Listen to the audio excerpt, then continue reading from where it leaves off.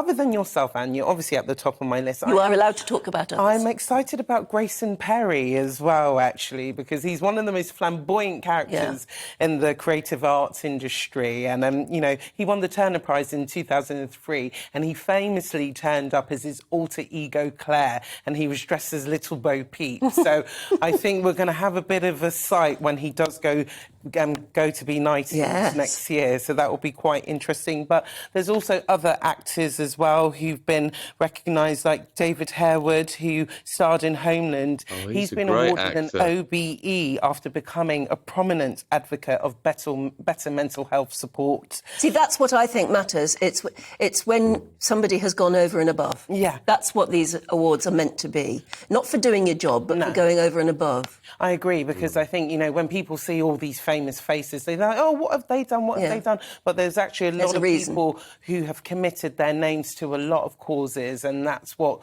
this list is about, and this is what these honours are about. But then there's also people such as Stephen Graham, very prolific actor who starred in Line of Duty, This Is England. He's also receiving an OBE for services to drama.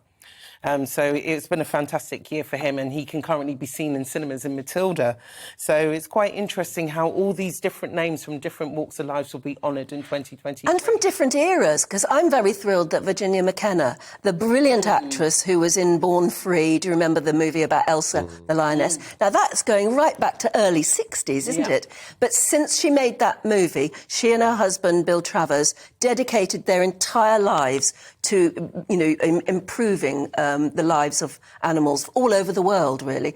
And now their son, Will, continues in the Born Free Foundation. And they do such amazing work. And she's got a damehood at last, which I think is so well-deserved. And there's people like Dame Mary Quant.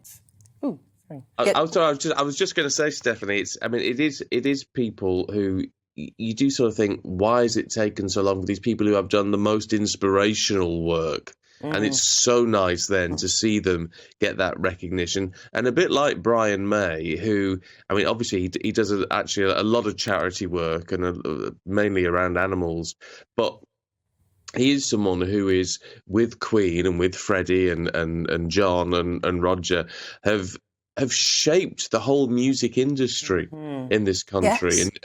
And shaped our, you know, how we think of and respond to music for decades and decades now. So richly deserved. And that's why a lot of people have been campaigning for many years for Brian May to be knighted, because, you know, if you look at the top guitarist worldwide, he's always topping the list, and he's been in music and showbiz for over 40 years. Every time I interview him and his lovely wife, Anita Dobson, they are always so down to earth, such a lovely man, so wise and full of knowledge, and I just think it's so great that he's actually finally getting his due now. And, you know, as well, you know, with the passing of Dame Vivienne Westwood, you think to yourself, it's so good for people to get honoured in their lifetime and they don't miss their boats after they pass away. No, because all of those names, all of those big names, they haven't got the award because they've got big names. They've got the award because they've gone over and above somewhere along the line.